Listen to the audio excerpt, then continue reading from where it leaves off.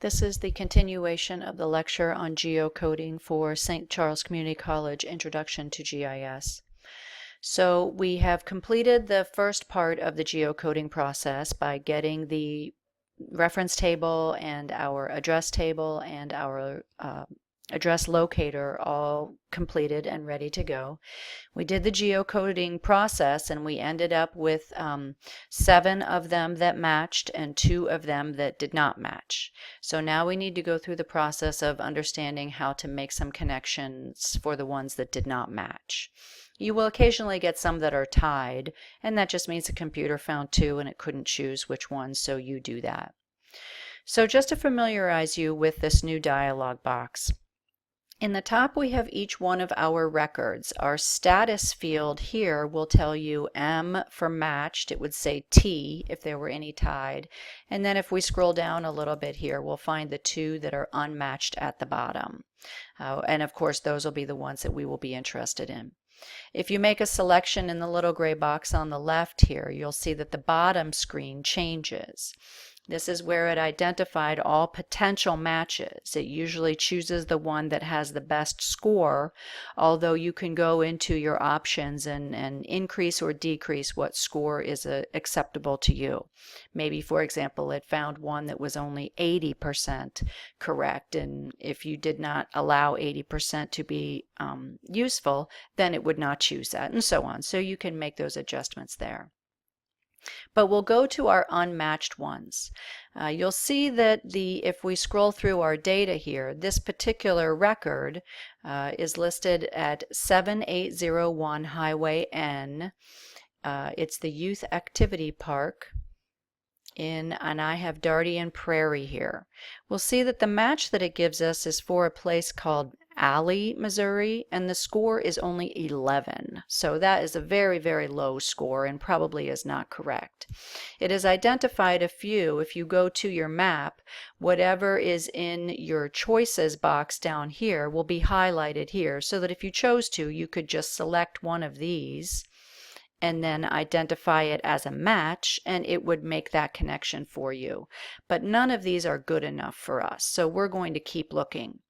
Another way that we can choose is that we can pick an address from a map itself. So I'll go ahead and choose that option. You'll see that my cursor changes a little bit. I'm going to just move this box out of the way. Oops, computer got frozen there for a second. And then I will try to find Highway N. I'm going to move this so that I can remember what address I'm looking for here. 7801 Highway N. So as I mentioned, I do not have my streets listed here, but I'm going to go ahead and open up the attribute table anyway. I can draw the streets if I want to, but just remember it really slows everything down. So once I hit draw of the streets, it will take a minute for everything to draw. While I'm waiting for that, I'm going to go ahead and search for, or in this case find, the highway that I'm looking for. So I just go to my find box. Remember, that's the little binocular icon up here. In my find space right here, I type in what I'm interested in. You can identify which feature class you want it to search in, and since I know, I can go ahead and put in Metro Streets. I could also identify what field I wanted it to search in. I don't really need to. In fact, I'm going to leave it blank because sometimes it's listed under full name or display name, and I'm just not quite sure which one it's in. So I'm going to have it search in all fields instead. And I'll go ahead and select the find box. This search also takes a minute because, again, remember, there are a lot of records within this particular database.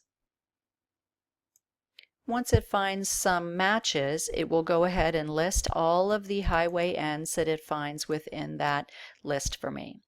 So what I'm going to do is I am going to select, this looks like a typo here, highway, capital N, small case n, so I'm going to ignore that one. But other than that, it won't really matter. It's a big long highway. I'm going to right click on it and I'm going to identify select, or excuse me, I'm just going to select it. What this will do, as you remember, is it will turn it blue within the database itself. So then in my table of contents, I'm going to go back over to streets and I'm going to, in the selection process, zoom to selected. So what that will do again is whatever is selected within the streets database, which is now my highway N because I just told it to be selected, I will select zoom to selected. Get some of these boxes out of the way so we can see what is going on here. And it will then find that item for me. Might have to zoom out just a second here. So once I find the section of road that I'm interested in, now I need to find the section that matches my address that I'm looking for. Remember, it's 7801 Highway N. So I'm going to go back to the table, go back to the address table itself, and note I can select, only choose the selected, and then I'll get this one section that I've identified. But what I want to do is find the whole list of them, everything that is Highway N. So I'm going to go ahead and alphabetize the field called Name. And again, this takes a minute. And once it has completed alphabetizing, I'm going to move through the database here until I find the highway that I'm looking for.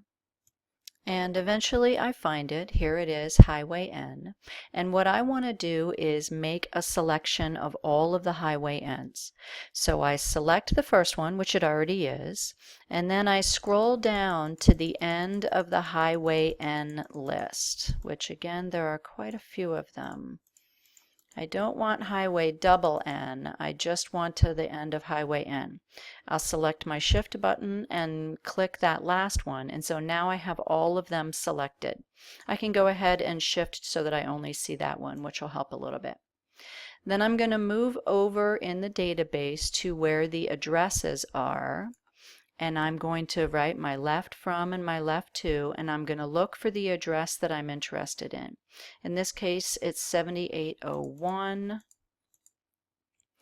And I don't quite have it, which is why it couldn't find it, right? I go from 2648 to 8538. So I don't quite have the address. I might scroll through again just to see if it's listed in some other way. But if I really cannot find it, then what I'm going to do is choose the closest one. Now see, this is County Highway, and that is probably not what I want. So I am going to go back and I'm going to choose the one that is the closest that I can get. 78.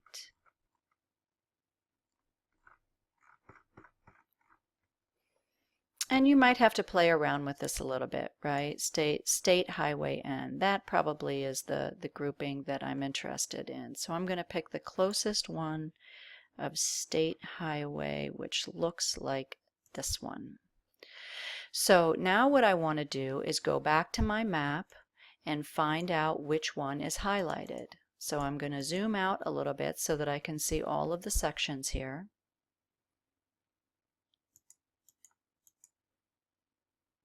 And you can see that now I have the section of the road that is completely highlighted because it is Highway N, but then we have in yellow here, just as we do in our database, the section that I feel is the best match. So once I go back to my match box here, and again pick address from map, my cursor is slightly different and I can go ahead and make that selection. Once I've done that, then I select match, and it makes the connection. You can see that now I have 8 matched and only 1 unmatched. So now that that one's done, I can go on to the next one.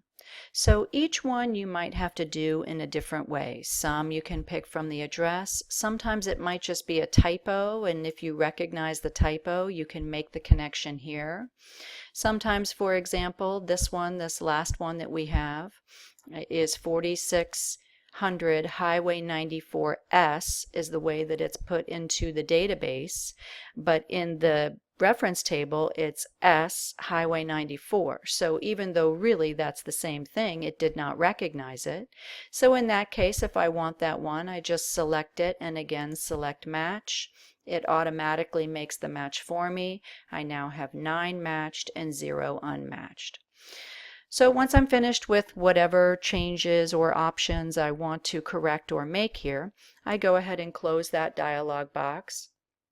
I don't need anything selected anymore, so I can bring back all of my data from the table. Can uncheck that. I might even go ahead and uncheck my streets just to make sure that I can draw things fairly quickly. And now I have my geocoding results. I'm going to go ahead and zoom to layer here so that we can see everything. If I put streets in, you'd be able to see them a little bit more clearly. Again, if you don't like the symbology, you can go in and change the size of them. These are parks, so I might change the image itself to something a little more representative of a park. But again, you can do that in whatever way you want. Green's probably a good color for a park. So now that we have this geocoding results, if you open up the attribute table, you can see that everything is matched. You can see what the address is, what it matched the address to. Everything, all of the data that we had before is there, plus new data that the computer has created in terms of how it matched it. So geocoding is a very, very useful process. You do have to go through a few steps, and sometimes the rematch process can be a little bit time consuming, and it's going to depend on how accurate you need your data to be. So that concludes the geocoding lecture.